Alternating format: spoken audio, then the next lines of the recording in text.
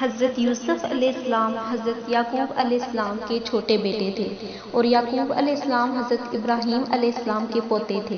اس طرح حضرت یوسف علیہ السلام حضرت ابراہیم علیہ السلام کے پڑپوتے ہوئے۔ حضرت یعقوب علیہ السلام کے 12 بیٹے تھے اور حضرت یوسف علیہ السلام سب سے چھوٹے تھے۔ بہت خوبصورت تھے، باپ ان کو بہت چاہتے تھے۔ حضرت یوسف علیہ السلام نے ایک خواب میں دیکھا کہ 11 ستارے اور چاند اور سورج مجھے سجدہ کر رہے ہیں۔ انہوں نے یہ خواب اپنے باپ کو بتایا۔ باپ نے حضرت یوسف علیہ السلام کو منع کر دیا کہ یہ خواب اپنے سوتیلے بھائیوں کو نہ بتائیں۔ حضرت یوسف علیہ السلام کے سوتیلے بھائیوں نے مل کر مشورہ کیا کہ ہمارے ابا جان یوسف علیہ السلام کو بہت چاہتے ہیں اور ہم کو اتنا نہیں چاہتے، اس لیے یوسف علیہ السلام کو جان سے مار دیا جائے۔ لیکن ان میں سے ایک نے کہا، جان سے مت مارو بلکہ یوسف علیہ السلام کو ایک ایسے کنویں میں پھینک دو جس میں پانی نہ ہو۔ سب نے مل کر یہ بات طے کر لی۔ یہ سب بھائی اپنے باپ کے پاس آئے اور کہا کہ آپ یوسف علیہ السلام کو ہمارے ساتھ کھیلنے کے لیے بھیج دیں۔ ان کے باپ حضرت یعقوب علیہ السلام نے کہا کہ مجھے ڈر ہے کہ کہیں تم کھیل میں لگ جاؤ اور کوئی بھیڑیا جنگل میں اس کو کھا جائے۔ بھائیوں نے کہا کہ ہم ایک طاقتور جماعت ہیں، ایسا کیسے ہو سکتا ہے؟ آخر باپ نے حضرت یوسف علیہ السلام کو بھائیوں کے ساتھ بھیج دیا۔ بھائیوں نے ان کو ساتھ لے جا کر ایک اندھیرے کنویں میں پھینک دیا اور رات کو روتے ہوئے گھر واپس آئے اور کہا کہ ابا جان ہم آپس میں دوڑ لگانے لگے۔ یوسف علیہ السلام ہمارے سامان کے پاس بیٹھے تھے کہ ایک بھیڑیا آیا اور اس کو کھا گیا۔ ثبوت کے لیے ایک کرتا خون لگا کر باپ کو دکھایا۔ بوڑھے باپ کیا کرتے؟ صبر کیا، خاموش ہو گئے، لیکن بیٹے کی جدائی میں روتے رہتے۔ جس کنویں میں حضرت یوسف علیہ السلام کو پھینکا گیا تھا، اس کے قریب ہی ایک قافلہ آیا اور انہوں نے پانی نکالنے کے لیے ڈول کنویں میں ڈالا۔ دیکھا کہ ایک خوبصورت لڑکا کنویں میں ہے، ان کو باہر نکال لیا اور جب قافلہ مصر پہنچا تو وہاں پر مصر کے بادشاہ نے ان قافلے والوں کو تھوڑی قیمت دے کر خرید لیا اور اپنی بیوی زلیخا سے کہا کہ اس کو پالو، ہو سکتا ہے کہ ہم اس کو اپنا بیٹا بنا لیں۔ حضرت یوسف علیہ السلام جوان ہو گئے، ان کی خوبصورتی، وجاہت و عقلمندی اور بڑھ گئی۔ زلیخا عزیز مصر کی بیوی ان پر فریفتہ ہو گئی اور ان کو ان کے نفس کی جانب سے پھسلانے لگی۔ ایک روز اس نے کمرے کے سارے دروازے بند کر دیے۔ حضرت یوسف علیہ السلام نے یہ حالت دیکھی تو خدا سے پناہ مانگی اور دروازے کی طرف بھاگے۔ زلیخا نے پیچھے سے آپ کی قمیض پکڑ لی جس سے قمیض پھٹ گئی۔ اس وقت عزیز مصر یعنی زلیخا کا شوہر بھی دروازے پر آ گیا۔ زلیخا نے الٹا الزام حضرت یوسف علیہ السلام پر لگایا اور اپنے خاوند سے کہا کہ یہ شخص تیری بیوی کی بے آبروئی کرنا چاہتا ہے، جس کی سزا اس کو ملنی چاہیے۔ حضرت یوسف علیہ السلام نے کہا میں بے گناہ ہوں، بلکہ یہ عورت مجھ کو پھسلانے کی کوشش کر رہی تھی، مگر خدا نے مجھ کو اس سے بچا لیا۔ آخر یہ معاملہ قاضی کے پاس پیش ہوا۔ قاضی نے حضرت یوسف علیہ السلام سے صفائی کے لیے گواہ طلب کیے۔ حضرت یوسف علیہ السلام نے عزیز مصر کے خاندان کے ایک معصوم اور ننھے بچے کی طرف اشارہ کیا کہ یہ اس وقت موجود تھا، یہ سچی گواہی دے گا۔ ننھے بچے نے کہا کہ اگر قمیض آگے سے پھٹی ہوئی ہے تو یوسف مجرم ہے اور اگر قمیض پیچھے سے پھٹی ہوئی ہے تو یوسف علیہ السلام سچے ہیں اور زلیخا جھوٹی ہے۔ جب حضرت یوسف علیہ السلام کا کرتا دیکھا گیا تو وہ پیچھے سے پھٹا تھا۔ عزیز مصر نے حضرت یوسف علیہ السلام سے کہا کہ اس بات کو جانے دو اور زلیخا سے کہا کہ تو معافی مانگ، حقیقت میں تو ہی قصوروار ہے۔ اس واقعے کی خبر سارے مصر میں پھیل گئی اور عورتیں آپس میں باتیں کرنے لگیں کہ زلیخا اپنے غلام کو چاہتی ہے۔ جب زلیخا کو اس کا علم ہوا تو اسے اپنے بدنامی کا خیال آیا۔ اس نے ترکیب سوچی، وہ یہ کہ اس نے مصر کی عورتوں کی دعوت کی اور سب کے ہاتھوں میں ایک ایک چھری اور ایک ایک پھل دے دیا اور اسی وقت حضرت یوسف علیہ السلام کو وہاں لے آئی۔ عورتوں نے جب حضرت یوسف علیہ السلام کے حسن و جمال اور خوبصورتی کو دیکھا تو وہ سب اپنے ہوش میں نہ رہیں اور چھریوں سے بجائے پھلوں کے اپنے ہاتھوں کو کاٹ لیا اور کہنے لگیں واقعی یہ کوئی انسان نہیں فرشتہ ہے۔ زلیخا نے ان عورتوں سے کہا کہ یہ وہی شخص ہے جس کے لیے تم مجھے ملامت کرتی ہو، میں حقیقت میں اس کو چاہتی ہوں، اگر اس نے میری محبت کو ٹھکرا دیا تو میں اس کو قید کرا دوں گی۔ حضرت یوسف علیہ السلام کو جب اس بات کا علم ہوا تو انہوں نے اللہ تعالیٰ سے دعا کی کہ اے اللہ، تو ہی مجھ کو بچا سکتا ہے۔ اگر میں ان عورتوں کے فریب میں آ گیا تو میں جاہلوں میں سے ہو جاؤں گا۔ اس سے بہتر یہ ہے کہ مجھے قید خانے میں ہی ڈال دیا جائے۔ اللہ تعالیٰ نے حضرت یوسف علیہ السلام کی دعا قبول کی اور وہ جیل میں ڈال دیے گئے۔ حضرت یوسف علیہ السلام سے پہلے جیل میں 2 قیدی اور بھی تھے، ایک شاہی باورچی اور دوسرا بادشاہ کو شراب پلانے والا ساقی۔ ان کے خلاف الزام تھا کہ انہوں نے بادشاہ کو زہر دینے کی کوشش کی ہے۔ حضرت یوسف علیہ السلام جیل میں قیدیوں کو اللہ تعالیٰ کی باتیں بتاتے رہے اور خدا کا پیغام پہنچاتے رہے۔ ایک دن یہ دونوں قیدی حضرت یوسف علیہ السلام کے پاس آئے اور انہوں نے کہا کہ ہم نے ایک عجیب خواب دیکھا ہے۔ ساقی نے کہا کہ میں نے دیکھا ہے کہ بادشاہ کو انگور کی شراب پلا رہا ہوں۔ باورچی نے کہا کہ میں نے دیکھا ہے کہ میرے سر پر روٹیاں ہیں اور پرندے ان کو نوچ نوچ کر کھا رہے ہیں۔ یہ خواب بیان کرنے کے بعد انہوں نے حضرت یوسف علیہ السلام سے اس کی تعبیر پوچھی۔ حضرت یوسف علیہ السلام نے بتایا کہ ساقی تو جیل سے چھوٹ جائے گا اور پھر بادشاہ کی ملازمت میں جا کر اس کو شراب پلائے گا اور باورچی کو سولی پر چڑھا دیا جائے گا اور اس کی لاش کو جانور کھائیں گے۔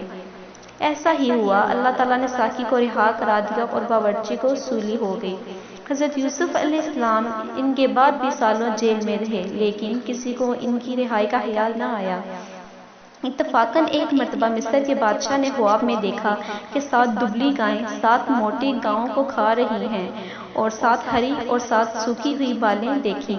بادشاہ نے اپنے درباریوں سے اس کی تعبیر پوچھی مگر کوئی بھی صحیح جواب نہ دے سکا۔ اس موقع پر ساقی کو یاد آیا کہ اس نے اپنا خواب حضرت یوسف علیہ السلام سے پوچھا تھا اور آپ کا جواب بالکل صحیح ہوا تھا۔ اس نے کہا کہ جیل میں ایک شخص ہے جو خواب کی صحیح تعبیر بیان کرتا ہے۔ بادشاہ سے، جس کو عزیز مصر کہتے ہیں، اجازت لے کر وہ جیل گیا اور حضرت یوسف علیہ السلام سے سارا واقعہ بیان کیا۔ حضرت یوسف علیہ السلام نے فرمایا کہ اس خواب کی تعبیر تو یہ ہے کہ 7 سال ملک میں خوب غلہ پیدا ہوگا اور 7 سال سخت قحط پڑے گا اور پھر 1 سال آئے گا جس میں خوب بارش ہوگی اور غلہ ہوگا۔ جب اس شخص نے بادشاہ کو جا کر یہ خبر سنائی تو اس نے کہا کہ حضرت یوسف علیہ السلام کو بلایا جائے۔ جب وہ دوبارہ حضرت یوسف علیہ السلام کے پاس گیا اور بادشاہ کا پیغام سنایا تو آپ نے فرمایا، ان عورتوں کا کیا حال ہے جنہوں نے اپنے ہاتھ کاٹ لیے تھے؟ بے شک میرا رب ان کے مکروں فریب سے واقف ہے۔ بادشاہ نے ان عورتوں کو بلا کر پوچھا تو انہوں نے کہا کہ ہم نے حضرت یوسف علیہ السلام میں کوئی برائی نہیں دیکھی۔ یہ دیکھ کر زلیخا بھی بولی کہ اب جب کہ حق ظاہر ہو گیا ہے، سچ بات یہ ہے کہ میں نے ہی حضرت یوسف علیہ السلام کو ورگلایا تھا اور وہ بالکل سچا ہے۔ حضرت یوسف علیہ السلام جب جیل سے رہا ہو گئے تو بادشاہ نے حکم دیا کہ یوسف علیہ السلام کو عزت کے ساتھ بلایا جائے، میں شاہی خدمت ان کے سپرد کروں گا۔ حضرت یوسف علیہ السلام آئے اور بادشاہ سے بات چیت کی۔ حضرت یوسف علیہ السلام نے کہا کہ مجھ کو شاہی خزانے کا وزیر مقرر کیجیے، میں اس کی بہتر حفاظت کروں گا۔ بادشاہ نے منظور کیا اور انہیں شاہی خزانے کا وزیر مقرر کر دیا۔ آخر کار وہ قحط کا زمانہ آ گیا جس کا بادشاہ نے خواب دیکھا تھا اور اس کا اثر اس جگہ بھی پہنچا جہاں حضرت یوسف علیہ السلام کے والد اور بھائی بھی رہتے تھے۔ چنانچہ حضرت یعقوب علیہ السلام نے اپنے بیٹوں کو گلہ لانے کے لیے مصر میں حضرت یوسف علیہ السلام کے پاس بھیجا۔ جب حضرت یوسف علیہ السلام کے بھائی آئے تو حضرت یوسف علیہ السلام نے ان کو پہچان لیا اور بھائی حضرت یوسف علیہ السلام کو نہیں پہچان سکے۔ حضرت یوسف علیہ السلام نے ان کو گلہ دیا اور کہا کہ اگلی دفعہ آؤ تو اپنے دوسرے بھائی کو بھی ساتھ لے کر آنا، ورنہ میں تم کو گلہ نہیں دوں گا، اور اپنے ملازمین سے کہہ دیا کہ جو قیمت انہوں نے گلے کی دی ہے وہ بھی چپکے سے ان کے سامان میں رکھ دو تاکہ وہ پھر مصر آئیں۔ جب یہ لوگ اپنے شہر کنعان پہنچے تو اپنے باپ حضرت یعقوب علیہ السلام سے کہا کہ ابا جان، اب کے ہمارے ساتھ بھائی کو بھیجیے ورنہ ہم کو گلہ نہیں ملے گا اور ہم اس کی خوب حفاظت کریں گے۔ جب انہوں نے اپنا ثواب کھولا اور اس میں ساری رقم دے کر بہت خوش ہوئے، پھر باپ سے کہا کہ دیکھیے شاہ مصر نے ہماری رقم بھی واپس کر دی ہے، آپ ہمارے ساتھ بھائی کو ضرور کر دیں، ہم خوب حفاظت کریں گے اور ہم کو سامان بھی زیادہ ملے گا۔ حضرت یعقوب علیہ السلام نے کہا کہ جب تک تم اللہ کا عہد مجھ کو نہ دو کہ اس کی حفاظت کرو گے اور اس کو سب کے ساتھ رکھو گے، اس وقت تک میں اس کو تمہارے ساتھ نہیں بھیجوں گا۔ آخر کار سب بھائیوں نے عہد کیا۔ حضرت یعقوب علیہ السلام نے ان کو نصیحت کی کہ تم سب ایک دروازے سے داخل مت ہونا۔ آخر جب یہ سب علیحدہ علیحدہ دروازوں سے داخل ہوئے تو حضرت یوسف علیہ السلام نے اپنے سگے بھائی بنیامین کو بتایا کہ میں تمہارا سگا بھائی ہوں اور میں تم کو اپنے پاس رکھوں گا۔ آخر جب ان سب کو سامان تیار ہو گیا تو حضرت یوسف علیہ السلام نے اپنا ایک برتن اپنے سگے بھائی کے سامان میں چپکے سے رکھوا دیا اور اعلان ہوا کہ شاہی کٹورا گم ہو گیا ہے، جس نے لیا ہو وہ دے دے، اس کو ایک اونٹ گلا انعام میں دیا جائے گا۔ سب بھائیوں نے انکار کیا۔ بادشاہ کے آدمیوں نے کہا کہ جس کے سامان سے نکلے اس کو روک رکھیں، اس کی یہی سزا ہے، ہمارے ملک کا بھی یہی قانون ہے۔ پھر تمام بھائیوں کی تلاشی لی گئی، آخر بنیامین کے سامان میں سے کٹورا نکلا۔ اس طرح حضرت یوسف علیہ السلام نے اپنے بھائی بنیامین کو اپنے پاس روک لیا۔ بھائیوں نے دیکھا تو کہنے لگے اس کا بھائی بھی چور تھا۔ حضرت یوسف علیہ السلام نے سب کچھ سنا اور خاموش رہے۔ اب سب بھائیوں نے مل کر حضرت یوسف علیہ السلام سے درخواست کی کہ اس کا باپ بہت بوڑھا ہے، اس پر رحم کھا کر اسے چھوڑ دیجیے اور اس کی جگہ ہم میں سے کسی کو پکڑ لیجیے۔ حضرت یوسف علیہ السلام نے فرمایا، اللہ کی پناہ، جو چور کو چھوڑے اور بے گناہ کو پکڑو۔ جب یہ لوگ بالکل مایوس ہو گئے تو سب نے مل کر مشورہ کیا کہ اب کیا کرنا چاہیے۔ تو سب سے بڑے نے کہا کہ تم نے اللہ کی قسم کھا کر اپنے باپ کو یقین دلایا تھا کہ اس کو ضرور واپس لاؤ گے، پھر یوسف کے ساتھ ہم نے جو حرکتیں کی وہ تم سے چھپی نہیں، اس لیے میری تو ہمت نہیں کہ باپ کو منہ دکھاؤں یا خود حاضر ہونے کی اجازت دیں یا اللہ کوئی دوسری صورت پیدا کر دے تو اور بات ہے۔ تم لوگ جاؤ اور جو کچھ ہوا ہے ٹھیک ٹھیک اپنے باپ سے بیان کر دو۔ اگر وہ اپنی تسلی کرنا چاہیں تو اس گاؤں کے لوگوں سے پوچھ لیں کہ جہاں ہم ٹھہرے تھے اور اس قافلے سے معلوم کر لیں جس کے ساتھ ہم آئے ہیں۔ اس مشورے کے بعد یہ لوگ گھر پہنچے اور والد صاحب کو تمام قصہ سنایا۔